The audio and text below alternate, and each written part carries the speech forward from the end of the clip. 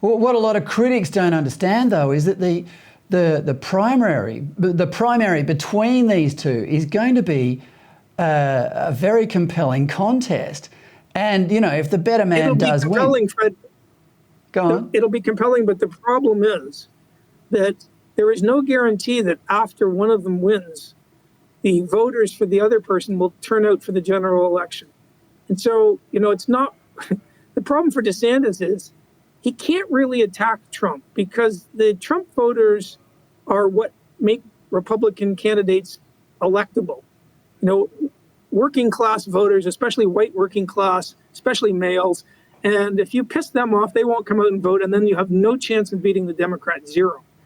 And so the problem is, it's all very well and good to say, you know, the Trump of the world alienates single women. But he also brings out a hell of a lot of sort of men who otherwise don't vote. And it's not like you can magically sort of keep the ones you want. You know, like running a never Trumper like McCain, you just lose, right? So they're in a diabolical position, I think. I mean, ideally, I'd like Trump to strike a deal with DeSantis where Trump says, you know, be my running mate and I'll step down after 2 years and a day. So you can get the end of that term and then 2 more terms because they can only stand for 2. And, you know, that would drive the left crazy. If Trump were not to run, I guarantee you that the minute that happened, the entire mainstream media in the States would turn to attacking DeSantis. The same way they attacked McCain. You might remember what they did to Romney. You know, they were making up these things about, you know, what a horrible person Mitt Romney was until he became a never Trumper. So the idea that the mainstream legacy press will ever be kind to a Republican candidate is laughable.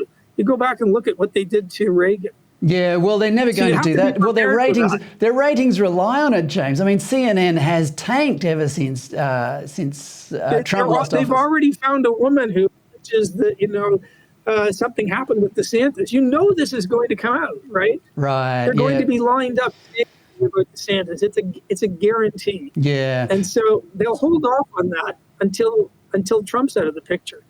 James, before you go, I've got to ask you about Sam Bankman-Fried of FTX, the crypto exchange organisation that's just gone, or company that's just gone bankrupt after giving away so much money to philanthropic causes and to the Democrat Party. He's the second biggest donor to the party. Have you sold all your Bitcoins as a result, James?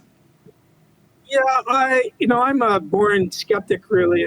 So I've never really bought the whole near religious experience with these Bitcoin type non-fungible things. I want to know where the value is, and I've never really understood the value. So I'm a bit skeptical. I understand that if you think it's if you think it's a exploding market and you get in early and then sell off, you can make money. So you can make money even though you're a little bit skeptical, but I wouldn't get into that sort of crazy skepticism. I'm glad that people who are giving the second most to George Soros to the Democrat Party go bankrupt. Yeah. But again, I know some Bitcoin enthusiasts and they're near religious in their attachment to it.